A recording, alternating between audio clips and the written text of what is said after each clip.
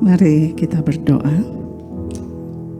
Jemaat Tuhan boleh berdoa secara pribadi, menaikkan syukur dan terima kasih untuk hari ini. Bapa yang baik, sungguh Engkau baik Tuhan. Engkau setia dalam hidup kami, di mana kami melewati hari-hari kami, sampai pada hari ini kami merasakan pimpinan Tuhan, pertolongan Tuhan, kesetiaan Tuhan, kasih sayang Tuhan, kebaikan Tuhan, kemurahan Tuhan. Biarlah segala puji-pujian kami boleh berkenan kepadamu, dan pagi ini kami mau merenungkan firman Tuhan. Bapa, tolong kami supaya kami memiliki hati yang murni, hati yang bersih, hati yang tulus di hadapan Tuhan. Mungkin manusia melihat apa yang kelihatan, tetapi Tuhan melihat hati kami. Biarlah Engkau berkenan atas segala yang kami persembahkan kepadamu, hidup kami, diri kami, hati kami, seluruh keberadaan kami. Tolong kami akan merenungkan firman Tuhan. Roh Kudus, tolong hamba-Mu yang menyampaikan dan jemaat Tuhan yang mendengar, supaya kami beroleh kasih karunia dan firman Tuhan tidak akan pernah kembali dengan sia-sia. Tolong kami ketika kami mendengarkan, merenungkan, biar kiranya hanya Roh Kudus yang menguasai hati kami, menguasai ruangan ini, menguasai pikiran kami, semuanya Tuhan. Di dalam nama Yesus kami berdoa. Haleluya. Amin. Silakan duduk jemaat Tuhan. Shalom semuanya. Ada sukacita hari ini?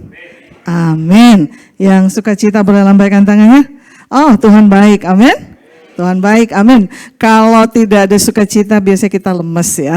Karena firman Tuhan bilang dalam Nehemia pasal 10 ya, ayat 10b ya. Nehemia 8 ayat 10b dikatakan, sukacita yang dari Tuhan itu kekuatan kita. The joy of the Lord is my strength. Kekuatan kita bukan dari yang lain, ada sukacita itu kekuatan. Amin. Mari kita renungkan firman Tuhan pagi ini. Dari Yakobus pasal 3 ayat 13 sampai ayat 18. Dan kalau kita melihat ini sebetulnya satu rangkaian ya dari Yakobus pasal 3. Tetapi yang khusus perikop ini membahas tentang hikmat. Hikmat yang dari atas. Lalu saya memberi judul khotbah saya adalah hikmat yang dari Allah, amin. Saya menyapa dulu ya, ada yang di link Zoom mungkin ya. Selamat pagi, Tuhan Yesus memberkati. Reverend Yopi juga bergabung di link Zoom ya. Puji Tuhan. Kita akan merenungkan, oh ada Reverend, ada Ibu Hertina. Selamat pagi Reverend, Shalom. Rupanya Reverend sedang bertugas di luar ya. Ada Pak Alamta dan ada semua jemaat yang bergabung melalui Zoom. Baik, kita akan renungkan hikmat. Silakan boleh angkat tangan. Siapa yang punya hikmat di tempat ini? Jangan ragu-ragu. Saya punya hikmat? Yes? Hikmat? Oke, kalau saya bertanya, siapa yang pintar di tempat ini? Siapa yang cerdas? Siapa yang smart? Siapa yang genius? Oh genius enggak, kata Bu Natalina, pintar saja cukup. Ada bedanya ya, genius dengan pintar.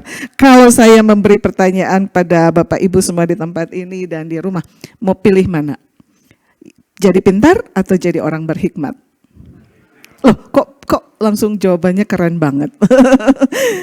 Benar, pilih hikmat? Enggak mau jadi pintar? Loh tapi kenapa kuliah dong? Kenapa kuliah S1? S2, S3, biar pintar, amin. Pak Tumpah ini rupanya statement-statement cukup kontradiktif ya Pak. Tadi berpikirnya saya pilih berhikmat daripada pintar. Baiklah kalau begitu. Pertanyaan berikutnya, lalu kenapa sekolah, kenapa kuliah? Biar pintar. Betul Bu Natalina, karena kita belajar ya, mengejar pengetahuan. Tapi kalau diminta memilih, disuruh memilih, pilih mana? Pintar atau berhikmat? Ternyata pilihnya berhikmat. Mari kita lihat slide berikutnya. Coba kita renungkan lagi, kita pikirkan lagi, apa sih hikmat itu? Apakah hikmat sama dengan pengetahuan? Silakan, ya. Hikmat itu sama dengan pengetahuan tidak? Atau melebihi ya? Apakah hikmat juga itu berarti dia pintar? Oh iya, dia pintar. Apakah hikmat juga bijaksana? Iya. Apakah orang yang berhikmat juga itu adil orangnya? Ya. Apakah orang yang berhikmat itu bisa melihat situasi dengan pandangan yang objektif, yang lurus, yang luas gitu? Ya. Ya. Kenapa manusia berhikmat? Nah, kalau boleh sharing sedikit dan juga pengalaman dalam kehidupan, ada banyak di dunia ini mungkin bisa dikatakan dia orang pintar, boleh saja kuliah sampai gelar tertinggi, silakan. Ya, karena memang mungkin ingin menambah pengetahuan. Jadi ada hakikatnya mungkin manusia tuh punya nature ya, alam secara alami itu memang ingin belajar dan ingin punya pengetahuan, pengertian. Ya, karena itu dia belajar. Nah, persoalannya apakah hikmat itu dimiliki oleh orang yang pintar, itu persoalan yang kita pikirkan. Tapi ada juga sih orang yang nggak sekolah, tapi kok bisa mengambil pertimbangan-pertimbangan, kebijakan-kebijakan, keputusan yang pas gitu, yang mantap gitu. Padahal dia tidak memiliki gelar akademik yang tinggi. Ya, gelar akademik tertinggi sekarang itu masih di level strata 3, berarti gelar doktor. Belum ada S4 belum. Kalau teman saya bilang, oh saya itu sudah S5. SD, SMP, SMA, S1 dan S2. Ya. Lalu kalau orang yang di wisuda pakai baju hitam itu dilihat dari palangnya di sini ya. Kalau militer palangnya di sini. Kalau yang akademisi di sini. Jadi kalau S1, S1, 2, S2, 3, S3 enggak ada, 4 itu belum ada. Saudara, barangkali di dunia ini orang begitu terkesima dengan kemilau gelar yang panjang. Pernah lihat nama orang gelarnya banyak? Oke, bagaimana? Profesor, doktor, insinyur, BJ HBB, MSc, MNG, sampai 7 gelarnya. Pertanyaannya, apakah dia berhikmat? Belum tentu. Jadi hikmat itu apa coba? Ini saya berpikir, orang bisa punya pengetahuan, bisa pinter, bisa cerdas, bisa smart, mungkin karya-karya akademisnya keren banget gitu ya. Kalau di Indonesia mungkin terrecordnya dengan Sinta ya, Science Index gitu ya, untuk teknologi dan artikel kita di indeks ya di Indonesia itu. Tapi belum tentu dia berhikmat, tapi ada orang yang betul-betul punya hikmat. Dari mana sih sumber hikmat itu? Kalau kita lihat di surat Yakobus ini, Yakobus itu menasehatkan ya kepada jemaat di perantauan karena mungkin banyak masalah-masalah yang muncul. Bahkan kalau kita lihat di Yakobus pasal yang 1 itu kan dikatakan kamu tuh kalau jatuh dalam pencobaan tuh anggap sebagai satu hal yang berbahagia gitu. Ya, anggaplah satu kebahagiaan kalau kamu jatuh dalam berbagai pencobaan gitu. Tapi Yakobus juga mengingatkan, tapi jika ada di antara kamu yang kekurangan hikmat, kamu minta sama Tuhan. Nah, persoalannya hikmat itu memang tidak diperoleh di bangku kuliah.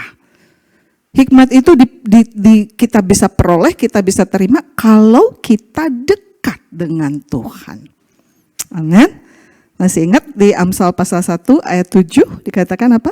Takut akan Tuhan itu permulaan pengetahuan, tetapi orang yang fasik itu menghinakan apa?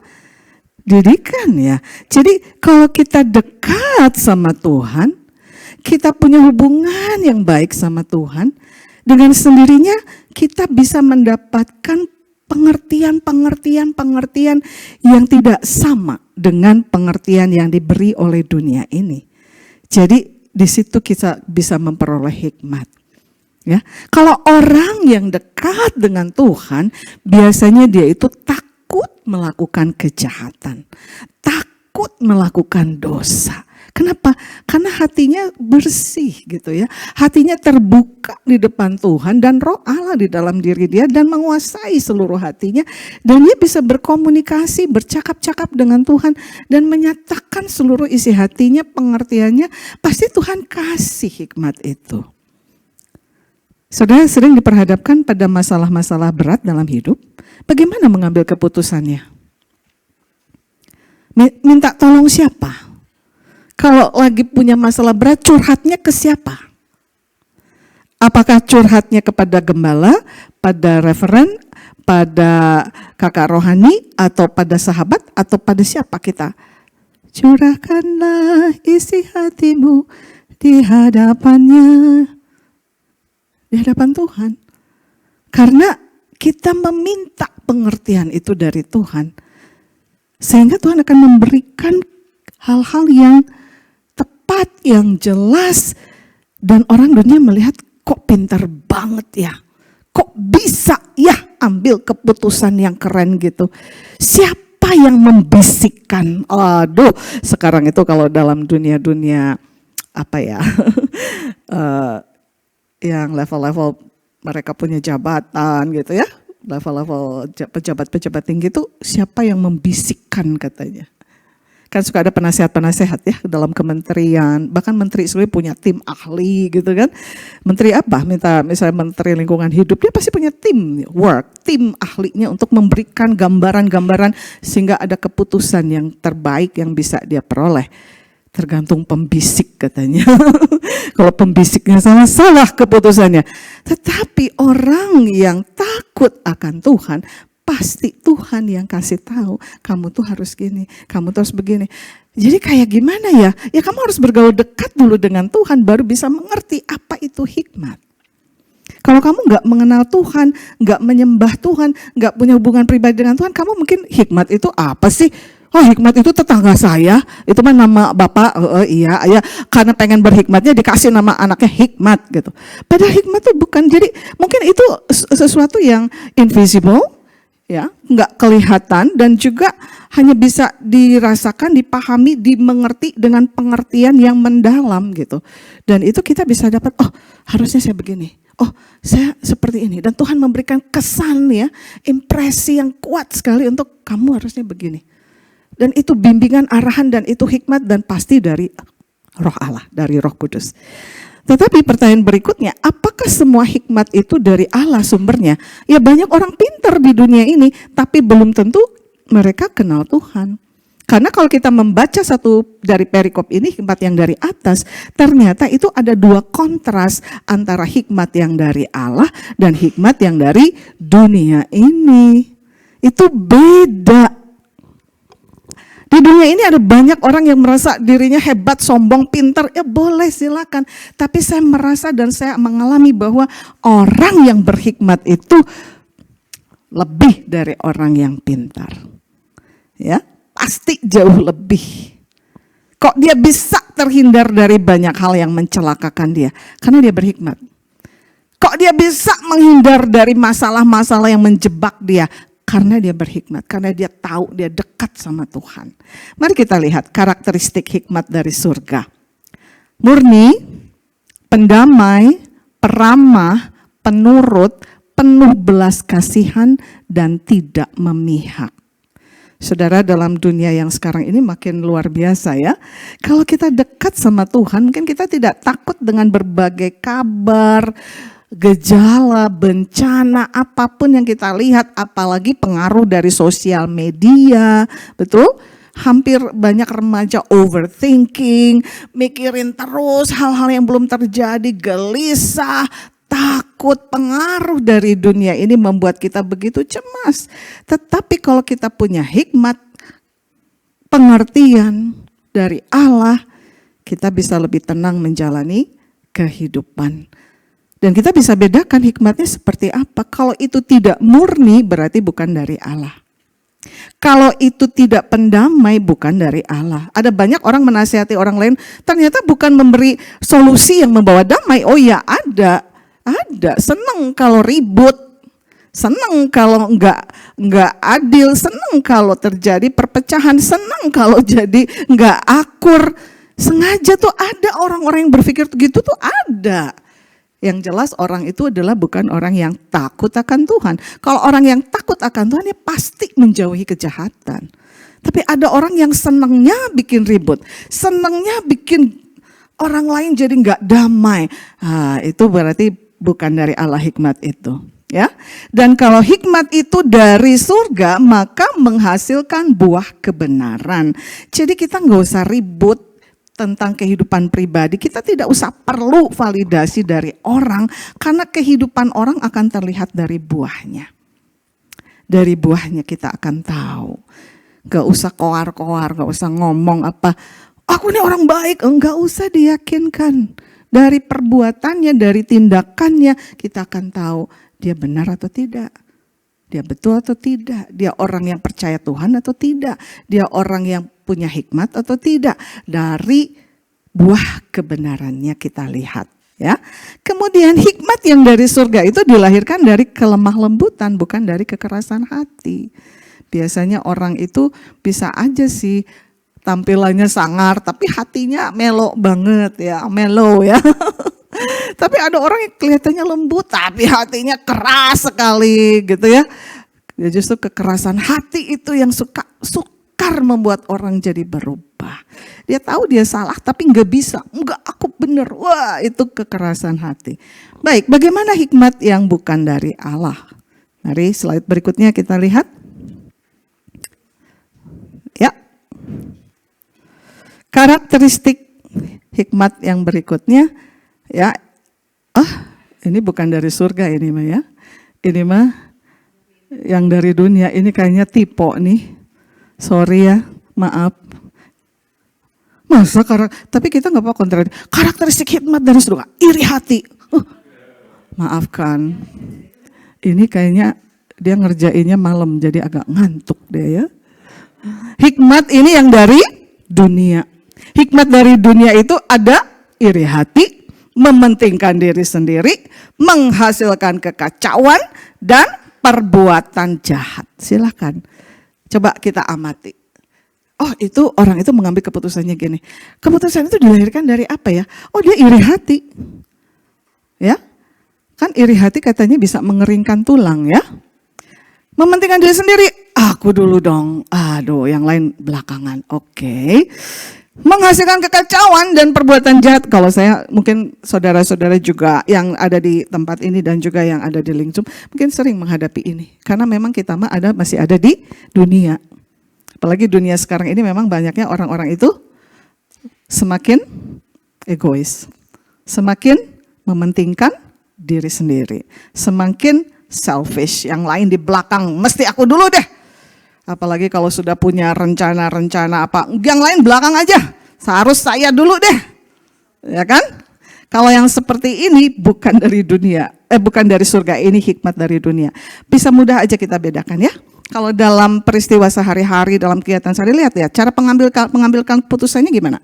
Apakah itu dari atas, dari Allah? Bukan. Apakah itu membawa damai? Bukan. Atau justru marah, jadi kacau, jadi jahat, jadi benci, jadi gosip, jadi egois, jadi iri hati. Berarti itu keputusan itu bukan dilahirkan dari hikmat yang dari Allah. Amen. Slide berikutnya. Jadi kalau kita sudah mengetahui dua karakteristik ini, hikmat yang dari Allah dan hikmat yang dari dunia, bagaimana kita bisa menerapkan ini dalam kehidupan sehari-hari? Kalau boleh sebentar saya ingin flashback atau melihat dari perjanjian lama. Kalau saya tanyakan juga kepada jemaat, pasti tahu ya, siapa raja yang paling berhikmat sepanjang pemerintahan kerajaan Israel? Salomo ya. Aduh, pasti waktu sekolah minggu kita begitu terkesan dengan Raja Salomo ini. Dan dikenal dengan sebagai raja yang paling berhikmat. Mungkin kita bisa lihat nanti dibaca dalam 1 Raja-Raja pasal 3. Waktu Salomo mau ditahbiskan menggantikan ayahnya Daud, lalu dia berdoa dan Tuhan bilang, kamu boleh minta apa saja. Ini bukan kayak film-film yang dipanggil jin, digosok-gosok, kamu boleh minta apa saja. Bukan, ini cerita, bukan, ini firman Tuhan. Kamu boleh minta apa saja, boleh. Kamu minta apa? Kekayaan? Boleh. Umur panjang? Boleh. Kemasyuran? Boleh. Kuasa atas musuh-musuh bangsa Israel? Boleh. Minta apa lagi? Kemasyuran? Silakan. Kalau laki-laki, jangan gender ya, jangan laki-laki perempuan. Tapi manusia biasanya kalau Tuhan tanya, kamu minta apa? Nanti aku beri. Kira-kira kita mau minta apa? Kita mau minta apa? Ini kan doanya Salomo ya. Mau minta apa? Waktu mau ditahbis, kamu minta apa? Kita kira-kira kalau sama Tuhan, Tuhan ada dan dekat dan langsung bilang, oke, kamu mau minta apa? Nanti saya langsung kabulkan permintaan kamu. Kira-kira kita mau minta apa sama Tuhan? Kekayaan? Kenapa jadi diam ya? Padahal sebetulnya itu yang kita pergumulkan sepanjang hidup kita, bukan? Kalau kita lihat di 1 Raja-Raja pasal 3 ayat 5, di situ ya. Mintalah apa yang hendak kuberikan kepadamu. Minta aja. Mau minta apa? Ya. Minta pekerjaan? Boleh. Minta jabatan? Boleh. Tapi Salomo minta apa? Itu. Hebatnya Salomo itu. Salomo mintanya hikmat. Tuhan minta hikmat aja. Jangan yang lain-lain. Mungkin kita juga dalam hidup begitu ya. Tuhan, aku minta hikmat-Mu aja lah. Untuk bisa membedakan mana yang benar, mana yang salah. Ya, mana yang jalan yang kau inginkan, mana yang bukan. Ini jalan menuju kebinasaan. Tuhan, aku minta hikmat untuk memutuskan siapa yang aku pilih jadi teman hidupku. Ya, kalau para kaum muda gitu kan. Karena sudah ada 4 orang yang menyatakannya kepadaku. Aku pilih siapa. Punya hikmat kan? Tuhan, aku minta untuk bisa membedakan. Apakah pekerjaan ini, proyek ini memang berkenan kepadamu. Atau membawa aku pada kecelakaan. Tuhan tolong aku. Kita mintanya hikmat. Mungkin kalau orang yang gak mengerti itu kan bilang, bodoh banget ya. Ih, Raja Salomo malah bukan minta kekayaan. Ih, orang itu mintanya kaya. Mungkin ada orang secara impresi bilang, geus beunghar meureun maneh namanya geus beungharnya. Teu boga teu resepen duit deuinya. Teu resepen deui emasnya. Sanes emas Jawa sanes. Teu resepen deui hartanya. Nah, milih nate hikmat. Nah, kita bisa berguru ya, melihat teladan Salomo. Dia mintanya hikmat Tuhan. Karena kalau jadi raja tuh berat loh. Jadi pemimpin itu berat. Dia harus memutuskan banyak perkara dan dia harus bisa mengambil keputusan dengan bijaksana dan dia harus adil. Ya kan? Dia harus murni, dia harus nggak memihak. Dia harus betul-betul ini untuk kebaikan rakyat yang dipimpinnya. Oh, saya nggak mau bicara tentang pemerintahan sekarang. Enggak, saya nggak menyangkut-nyangkut itu. Kita belajar dari kehidupan Salomo. Tapi apa jawaban Tuhan? Karena Salomo itu mintanya apa? Hikmat. Jadi Tuhan kasih apa? Semuanya. Tuhan kasih semuanya. Karena Tuhan tahu hati Salomo ketika dia bilang minta hikmat aja Tuhan. Minta pengertian aja Tuhan. Gimana ya cara membedakan yang baik ini. Yang ini Tuhan minta itu aja. Enggak yang lain-lain dulu. Tuhan kasih semua. Oleh karena engkau tidak meminta itu, aku memberikannya. Saudara, kalau kita belajar dari Raja Salomo, mungkin kita terkesan dia terkenal dengan raja yang penuh dengan hikmat. Dan ketika Tuhan menjawab permintaannya itu langsung datang kasus berat kan. Apa kasusnya? Ketika datang 2 orang wanita menghadap Salomo dan mengakui seorang bayi, yang satu mengaku itu anak saya, yang satu mengaku itu anak saya. Padahal 2 wanita itu punya masing-masing punya anaknya ya, punya anak masing-masing. Tapi yang satu itu entah mungkin ketika tidur ketindihan ibunya atau gimana jadi anaknya mati kan. Tapi ibu yang satu bilang, wah tahu anaknya mati, nggak bisa, aku harus ini yang hidup ini anak aku. Oke, wah berantem ya, berantem kan. Ini anak saya, bukan ini anak saya. Wah oke, bawa kasusnya aja lah sama Raja Salomo. Dan ketika dibawa, Salomo bilang apa? Di sini hikmat itu teruji. Saudara, dalam hidup kita mungkin sering diperhadapkan pada hal yang seperti itu kan. Dengar cerita dari si A, dengar cerita dari si B. Aku gimana ya memutuskan sikapku ya? Apa aku jadi benci si A? Aku jadi benci si B? Oh nanti dulu, harus tenang dulu. Kamu harus punya hikmat dulu. Tiba-tiba ada orang yang ngadu, ngejelek-jelekin si ini. Dia tuh giniin aku, dia kita langsung terpengaruh. Oh nanti dulu. Kita tenang dulu, lihat dulu. Bagaimana dari orang yang dituduh itu? Kita dengar dulu, oke gimana?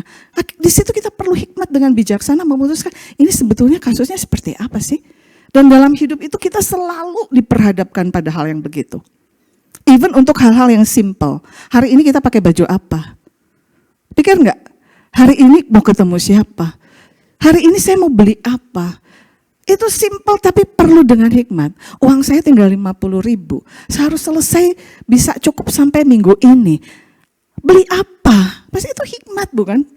Saya akan mengikuti ujian, tapi saya belum baca semuanya. Gimana ya? Pakai AI aja? Harus ada hikmat. Itu kasus-kasus sehari-hari banyak ya. Tapi ini Raja Salomo langsung diperhadapkan. Bagaimana akhirnya? Dia mengambil keputusan yang ekstrim, ya kan? Yang mungkin orang tuh nggak mikirkan bahwa itu that's the solution, nggak. Tapi dia bilang, oh oke, bawa aja sini. Anak bayinya masih hidup tuh bawa ke sini. Terus ambil pedang ya. Kalau gitu supaya adil, bayi yang masih hidup ini kita bagi 2 saja ya. Supaya adil ya. Kan kamu bilang ini, kata ibu yang satu bilang ini anakku. Ya kamu bilang juga ini anakku. Oh baiklah. Ambil pedang dan ketika akan dibelah bagaimana? Tiba-tiba ada yang menjerit, kata, jangan Raja, jangan. Kasihkan aja bayi itu untuk dia, jangan. Tiba-tiba hikmatnya bicara dan bilang, oh berarti ini ibunya yang betul. Kenapa bisa ada kesan yang hebat gitu? Karena Salomo punya hikmat dan bilang, pasti seorang ibu ya yang melahirkan anak, dia gak akan tega dong anaknya dibunuh, dibelah jadi 2 gitu, betul? Dia langsung bisa dapat impresi yang kuat, kesan yang kuat, pengertian yang mendalam. Dan kata, pasti ini ibu yang benar. Dan ternyata betul. Saudara, berapa kali dalam hidup kita, sepanjang hidup kita, kita ditolong Tuhan dengan kita punya hikmat. Amin. Berapa kali Tuhan memberikan kesan, impresi. Ini kita bicara supernatural ya. Bukan masalah dukun-dukun yang ilmu hitam yang lain, bukan. Kita berbicara hubungan pribadi dengan Allah, dan karena kita bergaul dekat dengan Allah, dan kita karena takut akan Allah, kita punya hubungan pribadi, komunikasi, pengertian, Tuhan kasih itu kepada kita. Maka itu adalah hikmat yang dari atas, hikmat yang dari Allah. Dalam kehidupan sehari-hari, bahkan Rasul Yakobus mengatakan banyak pencobaan memang dalam hidup ini. Betul? Saya sekarang memikirkan bahwa kita tidak boleh menghakimi orang lain dengan begitu cepat. Dan ajaran Tuhan Yesus itu dari dulu sudah mengatakan gitu. Jangan kamu menghakimi supaya kamu tidak dihakimi. Ukuran yang kamu pakai untuk menghakimi orang itu akan diukur juga untuk kamu. Tapi dalam kehidupan modern sekarang ini, orang gampang ngejudge. Betul? Padahal kalau kita mau memahami sedikit, setiap orang dalam hidup itu punya pergumulannya masing-masing. Saya paham itu. Ada masalah-masalah yang dia harus lewati. Mungkin dia mengalami pencobaan, kesulitan. Dan dia sedang bergumul, dan dia sedang berdoa. Dan dia sedang minta hikmat sama Tuhan supaya selesai masalahnya. Tapi dengan kasar dan jahat sekali kita langsung ngejudge orang itu. Tanpa kita ngerti dia tuh lagi apa sih? Dia lagi menggumuli apa ya? Dia punya pergumulan apa? Hendaknya mungkin kita lebih luas lagi pengertian kita dan kesabaran kita. Saya yakin mungkin di tempat ini pun gak ada ya. Saya yakin setiap orang yang masih hidup tuh punya masalah. Entah bersumber dari dalam dirinya, internalnya, atau masalah dari luar, eksternalnya. Tapi dalam hidup memang Tuhan menempatkan itu masing-masing memikul kuknya. Betul? Pikulah kuk yang kupasang, kata Tuhan begitu. Ya, karena itu enak dan bebanku juga itu ringan. Gak usah komplain soal masalah yang Tuhan percayakan kepada kita. Itu adalah salah satu cara untuk membentuk kita menjadi lebih bijaksana lagi, lebih berhikmat lagi, lebih mengerti lagi, lebih dekat lagi sama Tuhan. Setuju dengan saya? Amin. Tetapi memang ketika saya melihat kehidupan Raja Salomo, the end of his life itu mengecewakan saya sih sebenarnya. Ya kan? Apa coba endingnya Raja Salomo?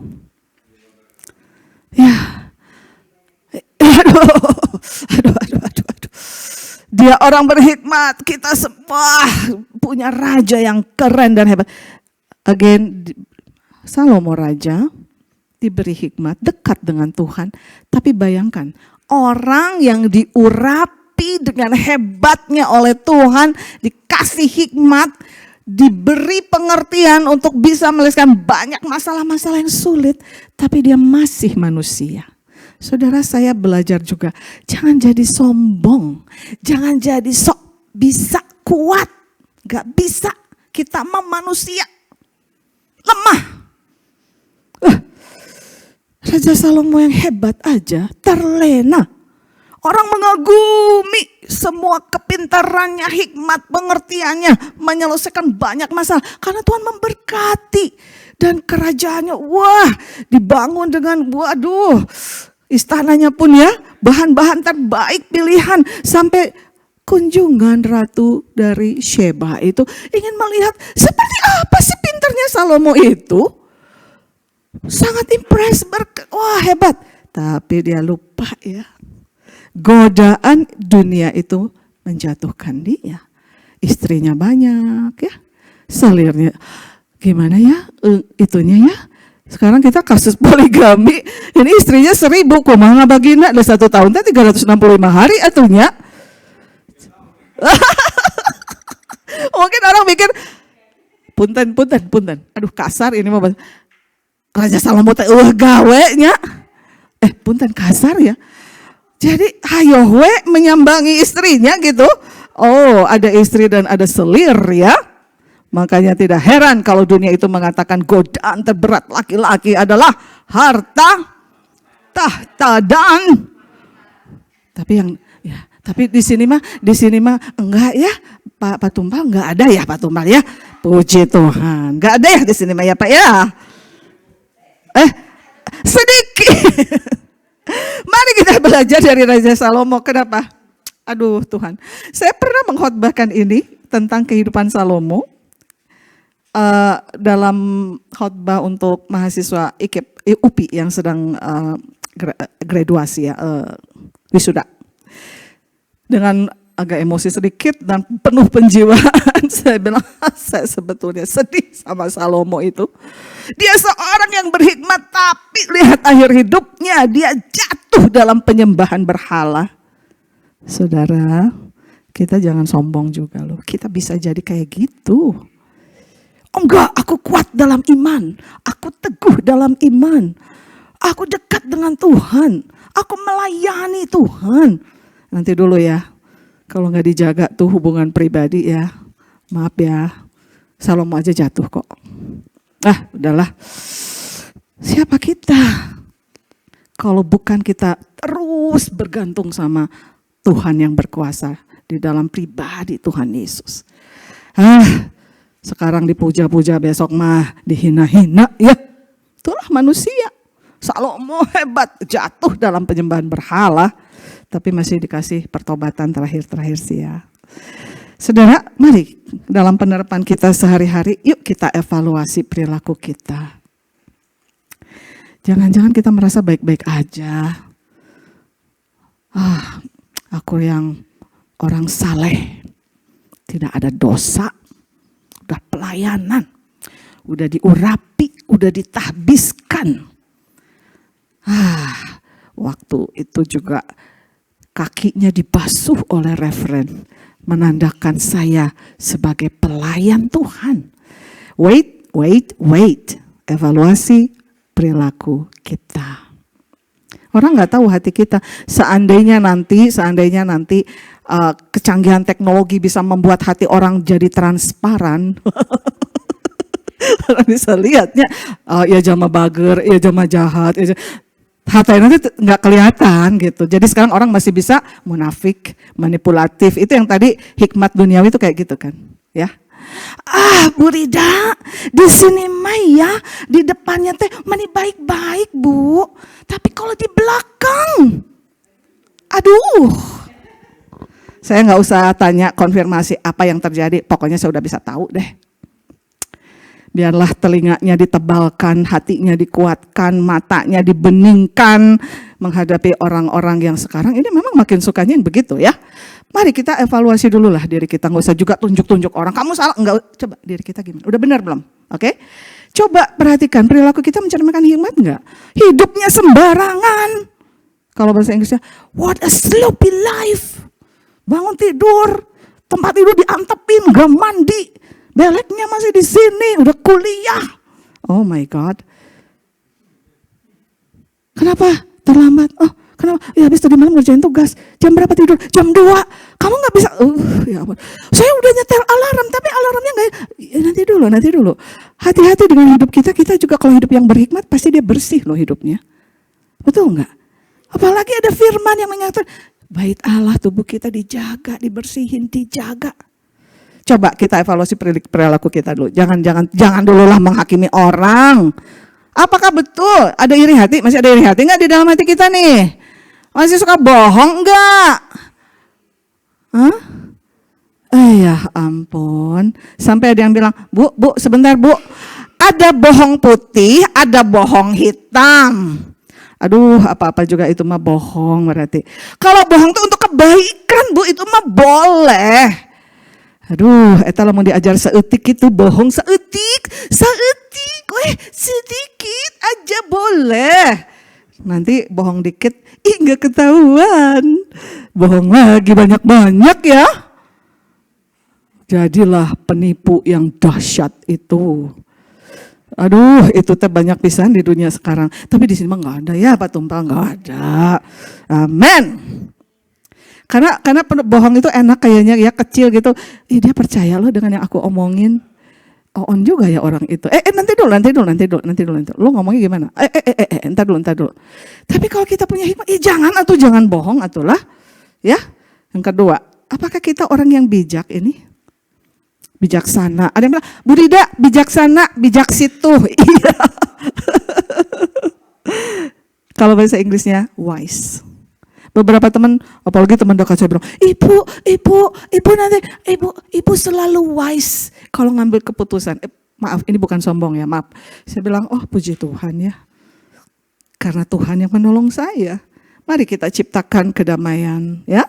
Kita orang yang bijak, bukan yang suka berantem ya. Gak seneng kalau tenang teh ya. Hidup tenang aman. Kita tuh pengen aja ngeganggu biar ribut gitu, biar bertengkar. Seneng. Jadi suasana sorgawi ya. Atau suasana setani gitu. Suasana hell di rumah. Gak bisa aja lihat suaminya tenang. Gak bisa lihat istrinya tenang. Gak bisa lihat anaknya tenang. Gak bisa lihat suasana rumah tenang. Ayak itu teh. Jangan dulu bicara skop yang luas di masyarakat. Coba di rumah dulu deh.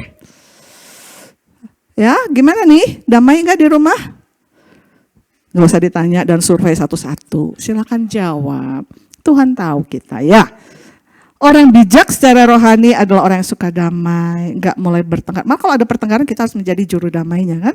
Entar dulu. Jangan, silakan pukul aja dia. Babak belur juga gak apa-apa. Emang dia harus digituin. Wait. Hajar aja, gas.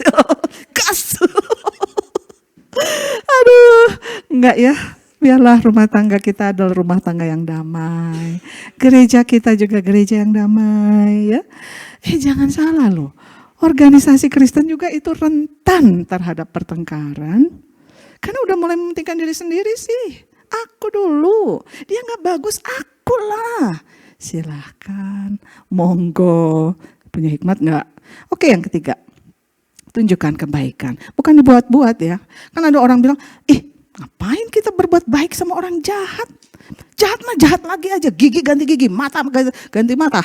Hajar lagi. Oh nanti dulu ya. Tuhan Yesus mengajarkan apa? Kalau kamu ditampar pipi kiri, kasih yang kanan. Emang mau gitu? Burida sakit ditampar teh atulah. Ini pilih tacan puas gitu. Tampiling, pak kasih lagi. Kurang, lagi. Oke. Cukup? Oke. Lagi? Nanti dulu. Tapi ajaran Tuhan Yesus jauh melampaui itu, bahkan kita juga harus bisa mengasihi musuh kita. Orang tersebel ke jemaat tadinya nggak boleh, Tuhan mah nggak mengajarkan kebencian, nggak ada. Coba baca Alkitab lah, dari Kejadian sampai Wahyu, apakah Tuhan mengajarkan kebencian untuk orang? Enggak, selalu kasih, karena Tuhan mengasihi kita kan. Karena Tuhan mengasihi kita, kita diselamatkan. Kita pasti udah dijauhkan dong dari segala macam kejahatan. Tapi kalau kita sudah diselamatkan, bergaulnya sama orang jahat juga masih bisa terpengaruh. Wong Salomo aja juga jatuh kok ke dalam dosa. Kita apalagi, kita rentan sekali kalau tidak dekat dengan Tuhan. Amin. Jemaat yang dikasihi Tuhan, yang ada di gereja dan yang ada di link Zoom, yuk kita lakukan hikmat itu dalam kehidupan sehari-hari. Gak usah banyak ngomong, gak usah bilang, aku berhikmat loh orangnya. Gak usah ngomong lah. Lihatlah dari cara mengambil keputusan, dari cara hidup, dari cara menggunakan uang pun. Itu kalau gak pakai hikmat gawat itu, betul? Cara mendidik anak, cara menghadapi suami, menghadapi istri, cara bergaul dengan tetangga. Kalau punya hikmat, hidup kita selalu ada di dalam ketenangan, kedamaian, dan diberkati oleh Tuhan. Amin. Mari kita berdoa. Bapa yang baik, terima kasih. Hikmat itu jauh melampaui dari pengetahuan, dari gelar-gelar akademis Tuhan. Hikmat itu memang sumbernya dari Engkau. Ketika kami dekat dengan Tuhan, hidup bergaul dengan Tuhan, hidup erat dengan Tuhan. Tuhan kasih pengertian untuk memutuskan banyak perkara, memberi kesan, memberikan kecerdasan surgawi ya, melampaui yang ditawarkan oleh dunia ini. Terima kasih Bapa, kami oleh Tuhan difasilitasi untuk punya hikmat dari Allah sendiri.